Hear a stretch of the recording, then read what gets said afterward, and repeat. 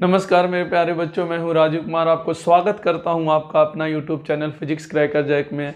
आइए स्टार्ट करते हैं। न्यूटन फर्स्ट लॉ बता चुके थे, Newton second law and Newton third law, and again हम लोग इक्विलिब्रियम पे question and again accelerated particle पे क्वेश्चन करेंगे। तो न्यूटन सेकेंड लॉ पे बात कर लेते हैं। न्यूटन सेकेंड लॉ क्या कहता है? तो इनका स्टेटमेंट क्या था? Rate of change in momentum gives a net force acting on a particle या बॉडी, कुछ भी ले सकते हैं। तो आप सबसे पहले क्या कीजिए कि नेट फोर्स जो आपका है वो rate of change in momentum है, dp बटा dt। p क्या होता है? p मोमेंटम होता है। p किसको डिनोट करता है? मोमेंटम को, जिसको हम मास इनटू क्या कहते हैं? वेलोसिटी। तो नेट फोर्स जो होता है d मास इनटू वेलोसिटी बटा dt। तो एक काम कीजिए कि मास कांस्टेंट हमेशा नहीं होता, मास भी वेरी करता है। तो अभी मास को हम वेरी करा के चल रहे हैं। तो v को आप ऐसे रखें dm बटा dt, और m को आप ऐसे रखेंगे तो dv बटा dt। रियल में आपका न्यूटन सेकेंड लॉ यही है। कई बार क्वेश्चन आपको मास का वेरिएबिलिटी पे आ जाता है, तो m dv बटा क्या हो जाएगा? dt हो जाएगा। याद रखेंगे, ये न्यूटन सेकेंड लॉ यही होता है। इसमें से एक स्पेशल केस होता है कि अगर आपका मास क्या रहे? कांस्टेंट रहे, तो उस केस में आप dm बटा dt को क्या लिख सकते हैं? 0 लिख सकते हैं। तो जब यहाँ पर रखिएगा तब जाके आपका नेट फोर्स का जो वैल्यू है वो मास और इंटू ए आता है। तो मास इंटू ए क्या है? It is the summation of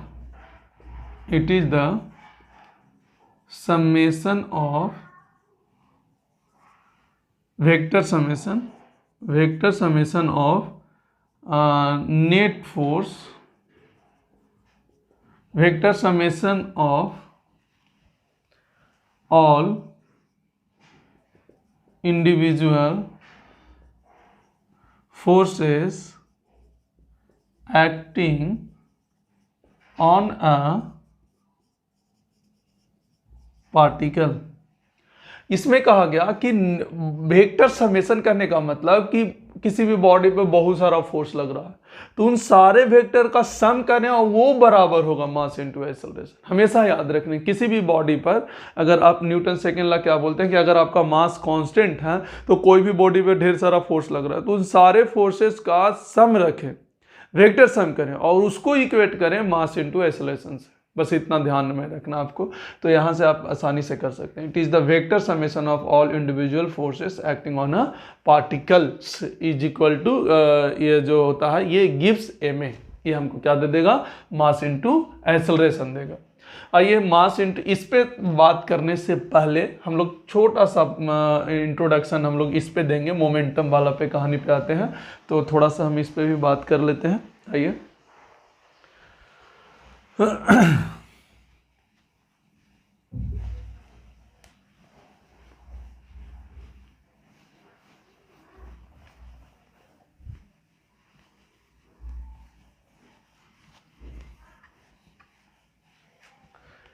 जैसे इसमें होता क्या है कि यहाँ पर दो बातें, F बराबर क्या होता है? dp बटा क्या होता है? dt, ऐसे होता है।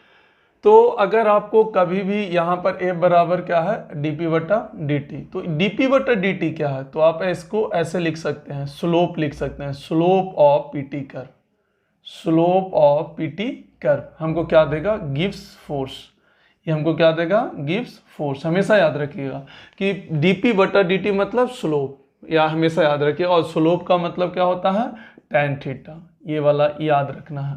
अच्छा, slope of pt curve gives force. इसी का दूसरा पार्ट कि अगर F बराबर आप क्या लिखते हैं? dp बटा dt, तो dp को आप क्या लिख सकते हैं? f dt। एंड यहाँ से आप देख सकते हैं कि T1 से T2 एंड P1 से P2, तो ये वाला जो बन जाता है आपका डेल्टा P। लेकिन ये जो पोर्शन है ये क्या है? आपको पता होगा, ये है area under ft curve from t1 to t2 gives change in momentum, ये हमको क्या दे देगा? अगर फोर्स और टाइम का एरिया दिया हुआ है तो हमको चेंज इन मोमेंटम देगा। जैसे मान लेते हैं कि एग्जाम्पल के लिए दोनों पे क्वेश्चन कर लेते हैं। ये t है और ये f है, और ये इस तरीका से है और एक इस तरीका से है। ये टाइम है 2 सेकेंड, ये टाइम है 4 सेकेंड, और ये आपका फोर्स है 1 मिनट, ऐसे और कर ही लेते हैं, एक और कर लेते हैं, टाइम है 6 सेकेंड, और ये वाला आपका फोर्स है 10 न्यूटन। ठीक है, यहाँ पर बोला कि इफ एट t = 0 पर इनिशियल मोमेंटम 2 है। मोमेंटम क्या होता है? इसका यूनिट kg मीटर पर सेकेंड होता है, या न्यूटन सेकेंड भी लिख सकते हो। तो 2 kg मीटर पर सेकेंड होता है। ठीक है, p इनिशियल। ठीक है, देन फाइंड, हमसे मोमेंटम पूछा आफ्टर t = 6 सेकेंड में। 6 सेकेंड बाद आपका मोमेंटम क्या होगा? तो आप यहाँ पर सिंपल सा क्या कीजिए कि अभी हम बोलें कि फोर्स और टाइम का अगर एरिया जो है, एक कर्व का एरिया जो हम निकालेंगे वो हमको क्या देगा? Change in momentum. तो अगर हम इसका एरिया A1 लिखें, इसका एरिया A2 लिखें, इसका एरिया A3 लिखें, तो A1 area plus A2 area और प्लस A3, क्या यहाँ से P final minus P initial दिया। A1 कितना हो गया? 1/2 × 2 × 10। A2 रेक्टेंगल है, 2 × 10, और A3 अगेन ट्रायंगल है, 2 × 10। P फाइनल निकालना है और P इनिशियल 2 है। तो ध्यान से देखिए, यहाँ से 2 से 2, तो यहाँ पर कितना? 10, 10 और 20, सॉरी ये वाला 2 नहीं, ये 2 कटेगा, तो 20 और 10 30 और 10 40, और P फाइनल -2, तो P फाइनल कितना हो जाएगा? 42 kg यहाँ पर मीटर पर सेकेंड। तो यहाँ से आपका देखिए मोमेंटम निकल गया। अगर फोर्स और टाइम के बीच में दिया हो तो इस तरीका से निकालते हैं। कई बार इससे एक और अलग वैरायटी का सवाल आता है, वो लगभग हमेशा जेईई मेन में तो पूछता ही है, साथ ही साथ नीट में ये ज़्यादा चांसेस होता है। हमेशा देखें नीट में इससे पूछते ज़्यादा चांसेस होता है। क्या होता है? ध्यान से देखा देखिएगा, जैसे यहाँ पर हुआ क्या कि मान लेते हैं कि ऐसे फोर्स क्या होता है? ΔP/ΔT। अब इसको हम क्या करेंगे कि हमको फोर्स का वैल्यू जब भी पूछेगा, फोर्स का वैल्यू जब भी पूछेगा तो हम क्या करते हैं? चेंज इन मोमेंटम निकाल लेते हैं। कितना सेकेंड में? 1 सेकेंड में। हमेशा चेंज इन मोमेंटम जो निकलेगा पर सेकेंड 1 सेकेंड में, तो क्या वो फोर्स के बराबर होगा कि नहीं? Change in momentum in 1 second, 1 second में कितना मोमेंटम का चेंज है? जैसे देखिए हम दिखाते हैं, ये बॉल है A मास का, ऐसे V है। ठीक है, ये बॉल जो है इस तरीका से जाकर टकराया, यहाँ पे टकराया। ठीक है, तो और टकराने के बाद वो ऐसे गिर जा रहा है। मतलब इनिशियल मोमेंटम कितना है? mv। बिल्कुल सही है, इनिशियल मोमेंटम कितना है? mv। अच्छा, इनिशियल मोमेंटम mv है और mv है, इनिशियल मोमेंटम इसका mv है, फाइनल मोमेंटम इसका क्या है? 0 है। फाइनल मोमेंटम क्या है? mv। अच्छा, mv में -mv होगा क्योंकि ये डायरेक्शन है, ये डायरेक्शन नेगेटिव होता है और ये डायरेक्शन क्या होता है? पॉजिटिव होता है। तो बताइए चेंज इन मोमेंटम कितना है? तो mv हो गया। चेंज इन मोमेंटम कितना हो गया? mv हो गया। तो ये मोमेंटम, अगर ये बोला कि कितना फोर्स लगा, यहाँ पे कितना फोर्स लग रहा है ये इसके कारण, तो हम हमेशा कितने सेकंड के लिए निकालते हैं? 1 सेकंड के लिए निकालते हैं, 1 सेकंड के लिए। तो हमेशा 1 सेकंड पे काम करते हैं। तो यहाँ पे फोर्स जो हो जाएगा आपका डायरेक्ट चेंज इन मोमेंटम लिख सकते हैं इन 1 सेकेंड। तो यहाँ पर सीधा सीधी mv बटा 1 सेकेंड लिखेंगे तो आपका सिंपल सा चेंज इन मोमेंटम आ गया। तो फोर्स आ गया, फोर्स पर सेकेंड, 1 सेकेंड में कितना फोर्स लगेगा प्रति सेकेंड, मतलब टाइम दे दिया, टाइम दे दिया मतलब यहाँ से निकाल ली। जैसे कभी कभी ऐसे होता है कि जैसे देखिए एक बॉल ऐसे आ रहा है और ऐसे गया, ये एंगल थीटा है, ये भी एंगल थीटा है, V से आया और V से ही गया। तो बताइए ये वाला एंगल जो है थीटा है तो ये भी एंगल कितना होगा थीटा, तो इधर कितना होगा V cos थीटा और इधर कितना होगा V sin थीटा। अगेन यहाँ पर अगर है तो यहाँ पर ये थीटा है तो ये थीटा है, तो ये कितना हुआ V, यहाँ पर सॉरी ये वर्टिकल से है ना, ये थीटा नहीं होगा, ध्यान से समझिएगा। आया टकराया थीटा पे, गया भी थीटा पे, तो गया तो ये हमारा V नोट ही से गया, तो V नोट से गया तो ये कितना हो गया थीटा, तो ये वाला थीटा होगा कि ये वाला थीटा। 1 मिनट क्वेश्चन इसको ढंग से करने दीजिए, इसको पॉज करके लिखिए, फिर उसका क्वेश्चन हम जनरेट कर रहे हैं, वो पूछा हुआ सवाल है प्रीवियस ईयर में।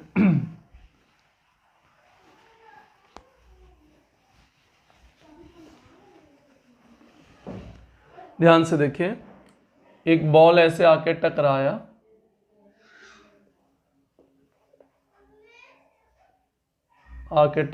ऐसे, ठीक है, और ये बॉल ऐसे आके टकराया V नोट वेलोसिटी से, टकराने के बाद इधर गया V नोट वेलोसिटी से, जितना एंगल से टकराया था उतना ही एंगल से गया, जितना एंगल से आया उतना ही एंगल से टकराने के बाद निकला भी, ठीक है। तो अगर हम लोग यहाँ पर देखें मोमेंटम में चेंज कितना का हुआ, तो अगर ये थीटा है वर्टिकल से तो ये भी क्या होगा वर्टिकल से, अल्टरनेट इंटीरियर एंगल, ये कितना है V नोट कॉस थीटा और ये कितना होगा V note sine theta. Again यहाँ पर हम देखेंगे तो ये थीटा है तो ये थीटा, तो इधर कितना होगा V नोट कॉस थीटा और इधर कितना होगा V नोट। अब बताइए मोमेंटम चेंज किधर हुआ, x में कि y में, x में नहीं चेंज हुआ, क्यों, क्योंकि यहां पर और डायरेक्शन भी सेम और मैग्नीट्यूड भी सेम, y में मैग्नीट्यूड सेम है पर डायरेक्शन अलग है, मोमेंटम चेंज हुआ। तो यहां पर चेंज इन मोमेंटम जब निकालेंगे तो फाइनल मोमेंटम क्या हुआ mv नोट कॉस थीटा ऊपर की ओर और minus mv note cos theta नीचे की ओर, तो यहाँ पर क्या होगा 2mv नोट कॉस थीटा, ये हमारा क्या हो गया चेंज इन मोमेंटम। अब अगर फोर्स निकालना है 1 सेकेंड के लिए, टाइम 1 सेकेंड में दिया है, मतलब ये टकराने का टाइम यहाँ से 1 सेकेंड दिया है, यहाँ पर फोर्स जो है 1 सेकेंड में कितना होगा 1 सेकेंड में फोर्स, तो सिंपल सा यहाँ पर क्या हो जाएगा डेल्टा P बटा 1।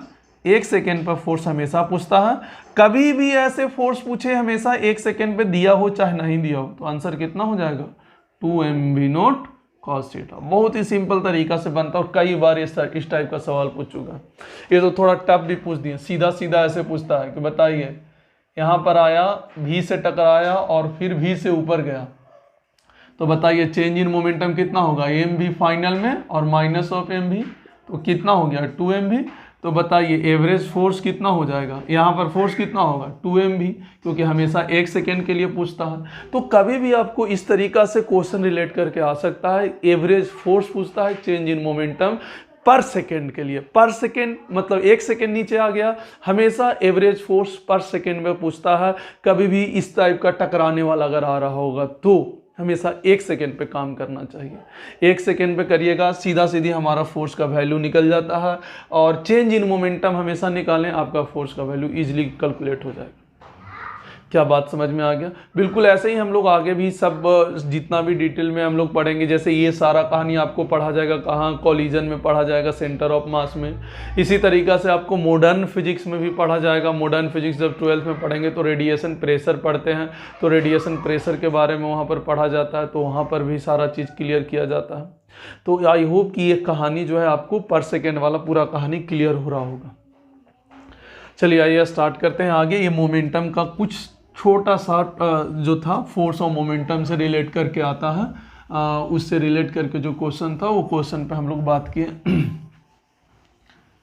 आइए आगे बढ़ते हैं।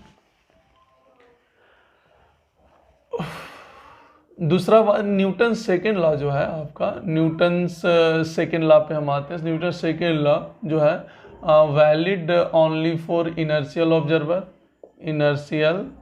Inertial frame of reference, inertial frame of reference, इस बात को हमेशा याद रखें। Newton second law always valid for point object के लिए ही वैलिड है ना, बाकी सब के लिए वैलिड नहीं है। तो ये न्यूटन सेकेंड लॉ पर आ गए। और हमारा न्यूटन सेकेंड लॉ मतलब ये नहीं कि नेट फोर्स इक्वल टू ए में होता है, ये ए में तब होता है जब मास क्या होता है, कांस्टेंट होता है। बट अगर मास वैरी कर रहा है तो आप इस तरीक़ा से तो लिख ही सकते हैं, प्लस भी dm/dt भी आपको लिखना पड़ेगा। जैसे कि रॉकेट प्रोपल्सन में आप देखे होंगे कि रॉकेट जब उड़ता है तो उसके धीरे धीरे फ्यूल बर्न होता है, तो इसका मतलब मास डिक्रीज करता है, तो उस केस में ये वाला फॉर्मूला इस्तेमाल होगा। या फिर आप देखे होंगे कि बारिश का वो बूंद जब ऊपर से नीचे आता है तो उसमें धूलकण जुड़ते जाता है, तो वो वहाँ पर मास का वेरिएशन होता है, तो वहाँ पे सवाल हम लोग को ऐसा करना होगा। तो बहुत सारा वैरायटी है सवाल जो इस तरीक़ा से हम लोग कर सकते हैं। तो ये न्यूटन्स लॉ का स्टेटमेंट हमारा ख़त्म हो गया। न्यूटन्स लॉ कब कब वैलिड होता है, क्या होता है फॉर्मूला, किस तरीक़ा से एप्लीकेशन अभी इसका बचा हुआ है, क्योंकि पूरा न्यूटन्स लॉ में जो एप्लीकेशन है वो न्यूटन सेकेंड लॉ पे ही है पूरा क्वेश्चन जो है। तो अभी हम एक साथ ये सोच रहे हैं कि हम पहले पूरा क्लियर कर देते हैं जितना हम लोग को तीनों लॉ पढ़ना है, फिर हम एक एक करके क्वेश्चन पे आएंगे। पहले इक्विलिब्रियम के बेसिस पे क्वेश्चन करेंगे, फिर जब एक्सेलरेट करेगा तब उस पर क्वेश्चन करेंगे, और इसके बाद हमारा बहुत सारा वैरायटी है उस पर क्वेश्चन होते रहेगा। तो नेक्स्ट हेडिंग डालिए Newton's third law. Newton's third law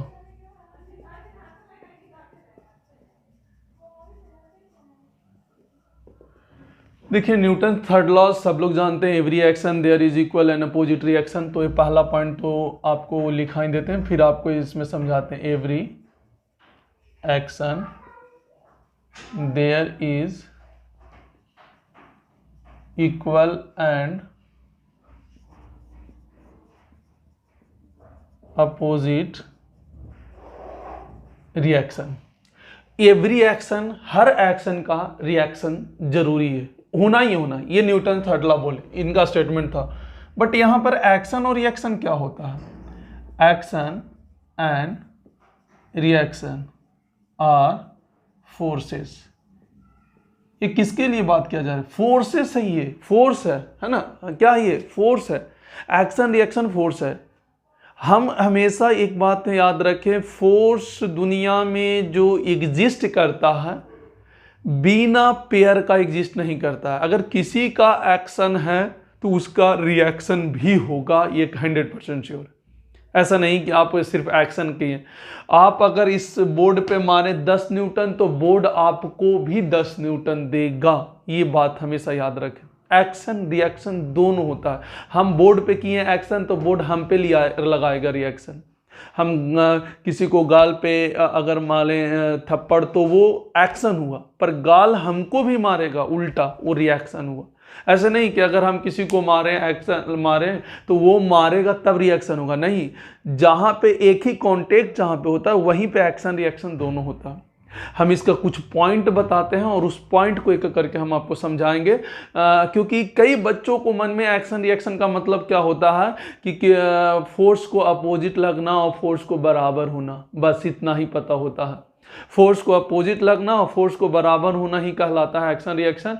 ये उसका गलतफहमी है, इस बात को ध्यान में रखें। अभी हम इस चीज़ को क्लियर करते हैं, देखिएगा कि किस तरीक़ा से एक्शन रिएक्शन को हम डिसाइड करते हैं। सबसे पहले magnitude of action reaction, magnitude of action and reaction are same but opposite in direction। इसका डायरेक्शन क्या होता है? अपोजिट होता है। मैग्नीट्यूड क्या होता है? सेम होता है। एक एक करके सब समझाएंगे। पहले वो ये एक्शन रिएक्शन फॉलो करेगा, न्यूटन थर्ड लॉ को फॉलो करेगा, इसके लिए कितना पॉइंट हम लोग को आना चाहिए वो पॉइंट हम लिखा रहे हैं। पहले action and reaction have same nature, same in nature. Nature का मतलब जैसे एक्शन है अगर कांटेक्ट फोर्स तो रिएक्शन भी कांटेक्ट फोर्स होना चाहिए। ऐसे नहीं रिएक्शन ग्रेविटेशनल फोर्स हो जाएगा, ऐसा नहीं है। एक्शन अगर कांटेक्ट फोर्स है तो रिएक्शन भी कैसा होना चाहिए, कांटेक्ट होना चाहिए। ये हो गया action reaction same in nature. Action and reaction act to different body. कहने का मतलब कि एक्शन अगर एक बॉडी दूसरा बॉडी पर हो तो रिएक्शन दूसरा पर हो, उसी पर रिएक्शन ना होगा। जैसे हम एक्शन किए बोर्ड पर तो बोर्ड जो है हम पर रिएक्शन करेगा। ये दो अलग अलग बॉडी पे एक्शन रिएक्शन होना चाहिए। अगला action and reaction act simultaneously. Simultaneously का मतलब तुरंत। जैसे हम किए इसको एक्शन तो रिएक्शन उसी वक्त मिलेगा जिस वक्त ये हुआ, दोनों एक साथ मिलता है। एक्शन रिएक्शन दोनों एक साथ मिलता है। तो इतना सारा पॉइंट अगर आपका वैलिड है, सोच पा रहे हैं, तब जाके न्यूटन्स थर्ड लॉ वैलिड वहां पर होगा। फिर से बताते हैं, सिर्फ मैग्नीट्यूड सेम होने से नहीं होता है। Magnitude of action reaction are same but opposite in direction से नहीं होता है। उसका नेचर सेम होना चाहिए, दो अलग अलग बॉडी पे लगना चाहिए, दोनों एक साथ लगना चाहिए, तब जाके हमारा ये क्या होता है, वैलिड होता है Newton second law third law. जैसे देखिए कई बच्चा यहाँ पर ऐसे बोलेगा, हम बोले कि ये मान लीजिए ए मास है तो नीचे क्या लगेगा, mg लगेगा, और नॉर्मल फोर्स के कारण किधर क्या ऊपर लगेगा। बोले थे ना कॉन्टेक्ट सरफेस के परपेंडिकुलर डायरेक्शन में नॉर्मल फोर्स लगेगा। तो क्या यहाँ पर देखिए यहाँ पर, तो यहाँ पर क्या जितना फोर्स ऊपर है उतना फोर्स नीचे है, तभी तो नहीं चल रहा है, रुका हुआ है। n = mg। अब 90% बच्चा से पूछो क्या नॉर्मल बराबर mg है, हाँ। क्या डायरेक्शन अपोजिट है, हाँ। तो क्या ये एक्शन रिएक्शन को फॉलो करेगा, बच्चा बोलेगा हाँ। एक्शन रिएक्शन को फॉलो करेगा, मतलब न्यूटन थर्ड लॉ को follow. Action reaction it obey action reaction, नहीं, ये एक्शन रिएक्शन नहीं है। पहला तो ऐसे ही ये नॉर्मल फोर्स है और ग्रेविटेशनल फोर्स है, मतलब एक कांटेक्ट फोर्स है और ग्रेविटेशनल फोर्स है, तो नेचर तो है ही नहीं, तो एक्शन रिएक्शन ऐसे भी ना होगा। दूसरा, एक्शन रिएक्शन दो अलग अलग बॉडी पर होता है, पर देखो नॉर्मल भी इसी बॉडी पर है, mg भी इसी बॉडी पर है, तो एक्शन रिएक्शन ये तो होने से रहा। तो ना ये एक्शन रिएक्शन फॉलो नहीं कर रहा है, ये अपना अलग वजह से इक्वेट में इक्वल है और डायरेक्शन अपोजिट है। तो ये सारा चीज होना चाहिए। अब बच्चा को जिसको सिर्फ ये पता हो कि डायरेक्शन अपोजिट हो और मैग्नीट्यूड सेम हो, डायरेक्शन अपोजिट हो, तो उसके हिसाब से तो एक्शन रिएक्शन को फॉलो करेगा, ये न्यूटन थर्ड लॉ को फॉलो करेगा। बट याद रखें न्यूटन थर्ड लॉ या एक्शन रिएक्शन फॉलो तभी होता है जब दो अलग अलग बॉडी पर हो, दोनों का नेचर सेम हो, दोनों एक साथ लगे, दोनों का मैग्नीट्यूड सेम हो, दोनों का डायरेक्शन अपोजिट हो। देख लीजिए। अच्छा, तो इसका मतलब इसमें एक्शन रिएक्शन कैसे पहचानेंगे, थोड़ा सा उस पर भी आते हैं। एक्शन रिएक्शन का कुछ एग्जाम्पल हम आपको देते हैं।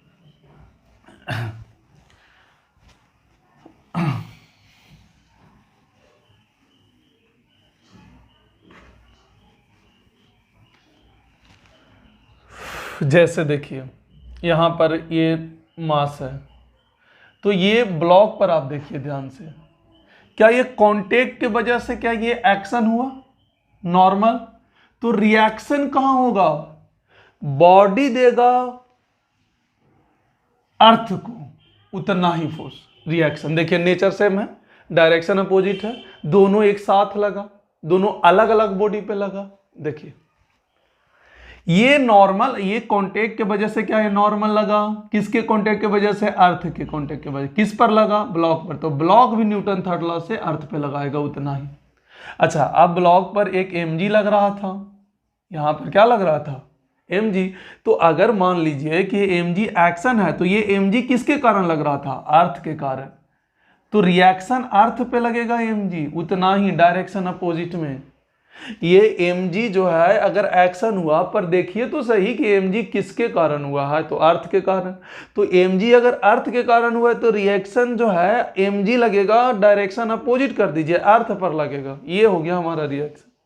कहीं भी चले जाइए, एक्शन एंड रिएक्शन हमेशा पेयर में ही फोर्स एग्जिस्ट करता है। और एक बात बता देते हैं, अगर कोई भी फोर्सेस एक्शन और प्लस रिएक्शन कहीं भी सिस्टम माने, सिस्टम आप माने हैं और सिस्टम माने और एक्शन रिएक्शन अंदर है, तो उस टाइप के फोर्स को हम कहते हैं इंटरनल फोर्स कहते हैं, जिसमें एक्शन रिएक्शन सिस्टम के अंदर हो। और अगर आप सिस्टम माने और आपका एक्शन अंदर हो और रिएक्शन बाहर हो, तो आप हमेशा याद रखें उस टाइप के फोर्सेस को हम कहते हैं एक्सटर्नल फोर्सेस। क्या कहते हैं? एक्सटर्नल फोर्सेस कहते हैं। तो कभी हमेशा पढ़े होंगे इंटरनल फोर्स, एक्सटर्नल फोर्स। वो कारण यही होता है कि अगर सिस्टम माने एक्शन रिएक्शन सिस्टम के अंदर है तो वही कट जाएगा ना, क्योंकि डायरेक्शन अपोजिट है, मैग्नीट्यूड सेम है, तो इंटरनल फोर्स तो आपस में कट जाते हैं। एक्सटर्नल फोर्स कैसे डिसाइड होगा? तो बाहर एक्शन तो अंदर हो पर रिएक्शन कहाँ हो? बाहर। तो इस तरीक़ा से एक्शन रिएक्शन डिसाइड होता है। जैसे इसमें बहुत सारा आप लोग देख सकते हैं क्वेश्चन एक्शन रिएक्शन के बेसिस पे।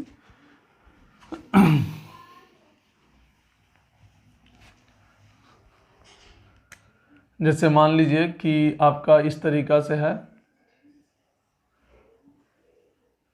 ऐसे यहाँ पर आपका है और ये आपका ऐसे है।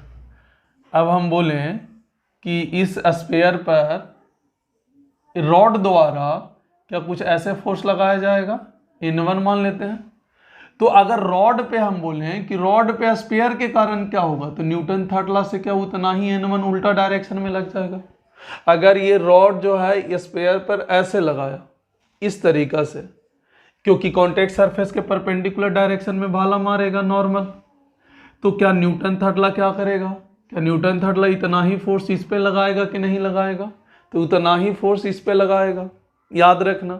अच्छा, एक बात और इसमें हो गया कि एक्शन रिएक्शन का मतलब क्या है कि जो फोर्स लगाया फिर उसको न्यूटन थर्ड लॉ से उल्टा देगा ही देगा, रिएक्शन देना ही देना न्यूटन थर्ड लॉ से उल्टा डायरेक्शन में, लेकिन दूसरा बॉडी पर, जो बॉडी लगाया वो दूसरा बॉडी पर देना चाहिए। तो ये कंपलसरी है। इसमें एक और कॉन्सेप्ट होता है, जैसे कि आप दीवार पे 500 न्यूटन का मुक्का मारिए और एक आप पर्दा पे 500 न्यूटन का मुक्का मारिए, दोनों में डिफरेंस क्या होता है? क्या दीवार हमको वापस 500 न्यूटन दे देता है? हाँ, लेकिन पर्दा देता नहीं है। पर्दा नहीं देता है। क्यों नहीं देता है? तो अगर नहीं देता है तो सर वो तो मेरा फ्लॉप कर गया ये लॉ। नहीं, फ्लॉप नहीं किया।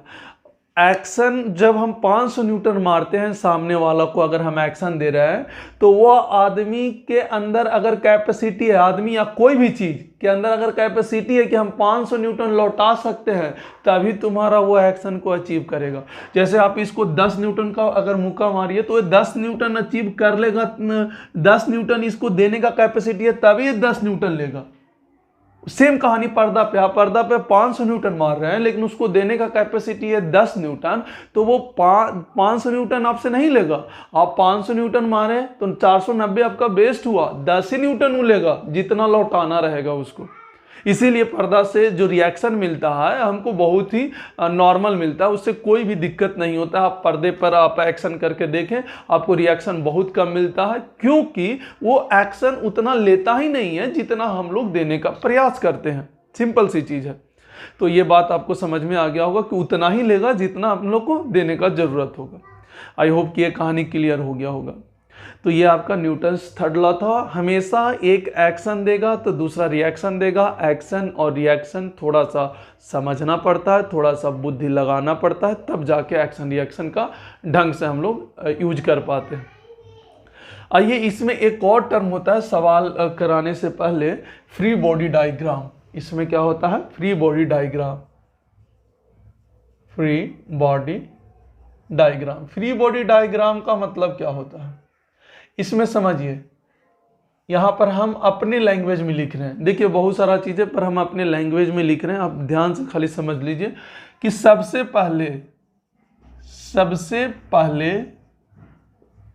जिस ऑब्जेक्ट का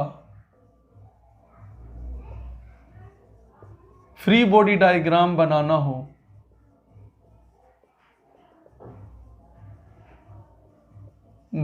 हो उसे पॉइंट की तरह ट्रीट करें, उसे पॉइंट ऑब्जेक्ट की तरह ट्रीट करें या सोचें। क्लियर? उसके बाद सारा फोर्सेस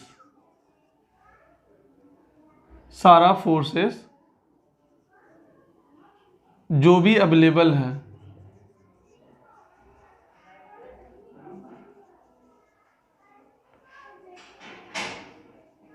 उसे ड्रॉ करें।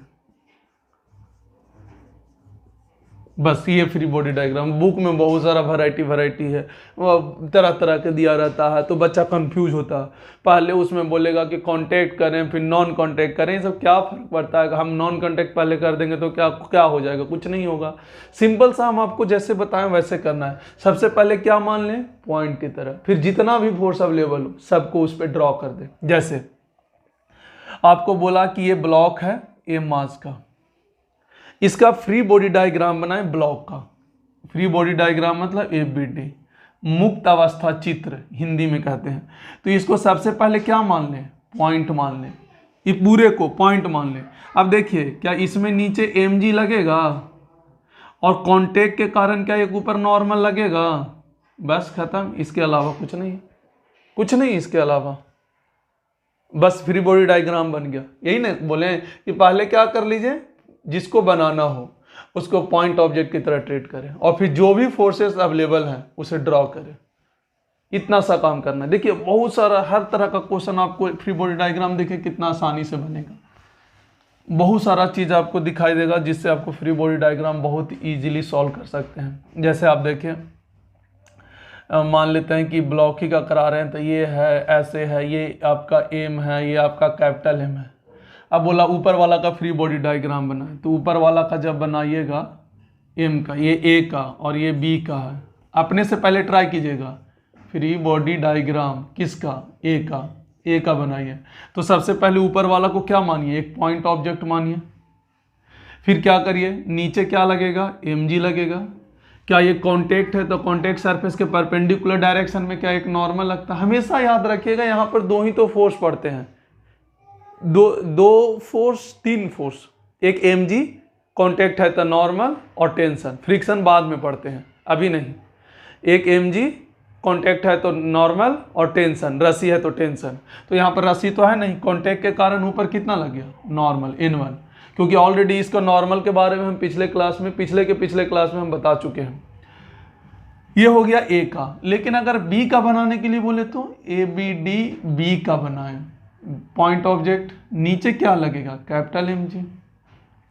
देखिए एक ए कांटेक्ट है तो कांटेक्ट के कारण क्या नॉर्मल लगेगा? क्या न्यूटन थर्ड लॉ से n1 ही लगेगा? अगर m जो है m पर n1 लगाया तो m जो है कैपिटल M पर भी तो उतना ही ना लगाएगा, क्योंकि एक ही ना कांटेक्ट है। या न्यूटन थर्ड लॉ से भी कह सकते हैं कि जितना ये इस पे लगाया उतना ये इस पे नीचे लगाएगा, तो एक और नीचे कितना लगेगा? n1। अच्छा, एक और कांटेक्ट है तो इस कांटेक्ट की वजह से एक और नॉर्मल लगेगा, ऊपर कितना? n2। तो देखिए यहाँ से फ्री बॉडी डायग्राम बन गया। कांटेक्ट है, जितना कांटेक्ट है उतना नॉर्मल, बस इतना याद रखना। एक कांटेक्ट और नॉर्मल एक ही लगेगा, चाहे ऊपर लगाओ चाहे नीचे लगाओ, दोनों में सेम ही रहेगा। और ऐसे भी न्यूटन थर्ड लॉ को फॉलो कर रहा।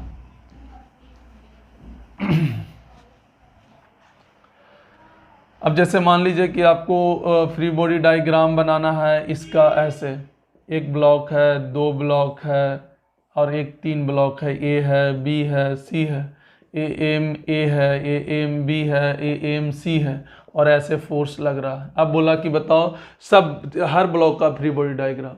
तो जब हम ए का फ्री बॉडी डायग्राम बनाएंगे, ABD किसका? ए का। पहले पॉज करके सारा लिखना है। नीचे क्या लगेगा? MAG।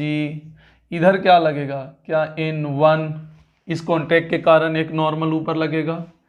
इधर की ओर क्या लग रहा है? एक फोर्स लग रहा है F। क्योंकि पूरा फोर्सेस जितने भी फोर्स अवेलेबल है सारे लिखना है। क्या इधर भी कॉन्टेक्ट है तो ये एक और नॉर्मल लगेगा, क्या इधर लगेगा कॉन्टेक्ट सरफेस के परपेंडिकुलर डायरेक्शन में, कॉन्टेक्ट सरफेस के परपेंडिकुलर डायरेक्शन में भाला मार दो, इस पे नॉर्मल लिख रहे हैं तो इधर भाला मारो। अच्छा उसी तरीका से आप बी पर देख लीजिए, ए का सब कहानी खत्म। उसी तरीका से आप बी पर फ्री बॉडी डायग्राम बनाए, नीचे कितना लगेगा MBG, कॉन्टेक्ट अलग हो गया तो देखिए एक N3 लगेगा, नाम सेम नहीं लिखना है, एक कॉन्टेक्ट अलग है, ये दोनों के अलावा ना है तो ये दोनों के अलावा तो नया नाम होगा N3, कॉन्टेक्ट सरफेस के परपेंडिकुलर डायरेक्शन में। उसके बाद देखिए इसका कॉन्टेक्ट एक और है, एक इधर से भी है कॉन्टेक्ट, एक इधर से भी कॉन्टेक्ट है कि इधर से, तो इधर वाला का नाम तो ऑलरेडी हम डिसाइड कर चुके हैं N2, तो न्यूटन थर्ड लॉ से N2 इधर भी लगेगा। अच्छा अब इसके कारण इधर मारेंगे भाला, क्योंकि ये कॉन्टेक्ट है, इस पे नॉर्मल लिखना है तो कॉन्टेक्ट की वजह से उसी पे भाला मारो जिस पे नॉर्मल लिखना है, तो भाला मारेंगे तो ये नया नाम दिया आएगा कितना N4, यहाँ पर नाम दिया आएगा क्योंकि ये अलग नॉर्मल है, अलग कॉन्टेक्ट टाइप का है, तो ये हो गया। अच्छा ABD किसका, C का, C में देखिए तो नीचे लगेगा MCG, नीचे के कॉन्टेक्ट के नया नाम होगा, ऊपर की ओर कॉन्टेक्ट परपेंडिकुलर डायरेक्शन में ये सब बता चुके हैं N5, ये वाला के कारण N4 नाम रख चुके हैं तो इधर हो जाएगा N4, क्योंकि इस पे भाला मारेंगे जिस पे लिखना रहता है। और एक नया कॉन्टेक्ट फिर आया तो इधर कितना हो जाएगा N6, तो देखिए आपका सारा ABD बन गया। जिस भी ब्लॉक का बनाना चाहें आप बना सकते हैं। आई होप कि ये ABD बनाने आ गया होगा इस तरह का क्वेश्चन का। कैसा भी क्वेश्चन आपको मिल जाए, आपको बस ABD बनाने आना चाहिए, आपको क्लियर हो जाएगा हर टाइप का क्वेश्चन बिल्कुल इजली। जैसे मान लीजिए कि आपको ऐसे दिया हो और ये हमारा ऐसे है, ऐसे ये स्फीयर है, ये स्फीयर है, ऐसे फोर्स लग रहा है F, मास है M, बता ABD स्फीयर का फ्री बॉडी डायग्राम किसका बनाना है, स्फीयर का बनाना है। तो क्या हम पहले एक पॉइंट ऑब्जेक्ट मानेंगे, क्या इस पे पहले F एक इधर लग रहा है और नीचे तो MG लग रहा है, ये तो बना ही डालो। अब कॉन्टेक्ट वाला, तो कॉन्टेक्ट वाला के परपेंडिकुलर डायरेक्शन में और इसके कॉन्टेक्ट के परपेंडिकुलर डायरेक्शन में, तो ऊपर परपेंडिकुलर डायरेक्शन में क्या हो गया N1, अगर इसका 1 नाम दिया तो इसका अलग कॉन्टेक्ट है, अलग कॉन्टेक्ट है तो इसका क्या होगा N2। अब जो भी एंगल रहेगा बाद में देखेंगे, एंगल उंगल निकालने के लिए एंगल थीटा है, तो बोलिए क्या ये भी थीटा होगा, तो ये वाला 90 माइनस थीटा होगा क्योंकि ये तो परपेंडिकुलर है ना आपस में, तो ये थीटा है, तो ये वाला ये और ये टेंजेंशियल है ना, तो 90 माइनस थीटा, तो देखिए ये वाला क्या होगा थीटा, तो वर्टिकल से कितना हो जाएगा थीटा। तो इस तरीके से आप कंपोनेंट के साथ साथ एंगल भी निकाल सकते हैं। किसी भी तरीके का फ्री बॉडी डायग्राम बनाना हो पहले पॉइंट की तरह ट्रीट कर लें, उस पर सारा फोर्स लिख डालें, बस यही काम करना है। कैसा भी क्वेश्चन हो कभी भी इसी तरीका करना है। जैसे देखिए यहाँ पे मान लीजिए M1 और यहाँ पे मान लीजिए M2, ठीक है।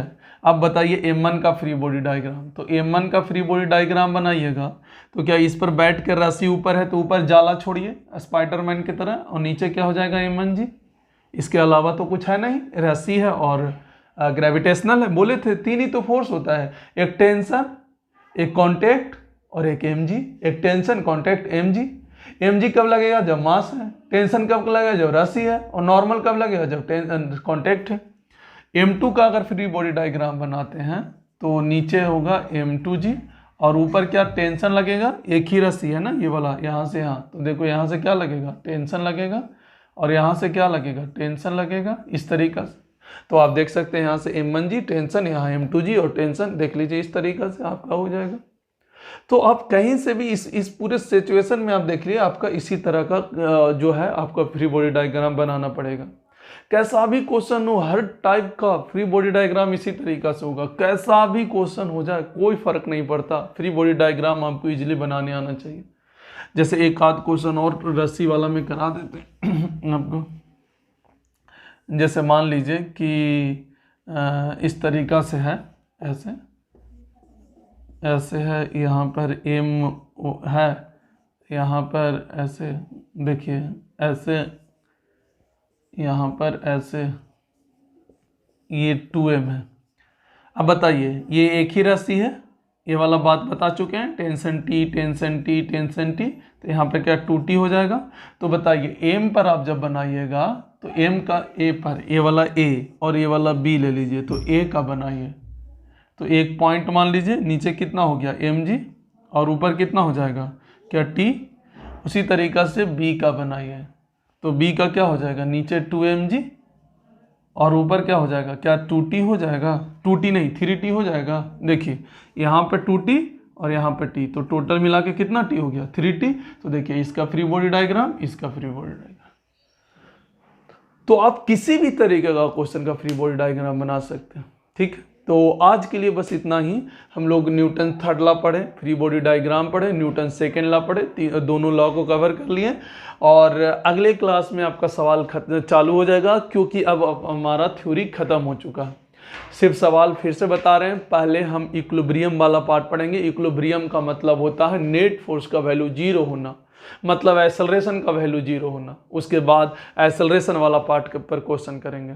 आई होप कि एक सारा कॉन्सेप्ट आपको क्लियर हो रहा होगा, और अगर आपको अच्छा लग रहा होगा तो ज़्यादा से ज़्यादा लोगों को शेयर करें, और बिल्कुल सबको ये कॉन्सेप्ट सब तक पहुंचाएं, सारे बच्चों तक, ताकि वो पढ़ने में आसानी हो, हेल्पफुल। ठीक है, आज के लिए बस इतना ही, धन्यवाद।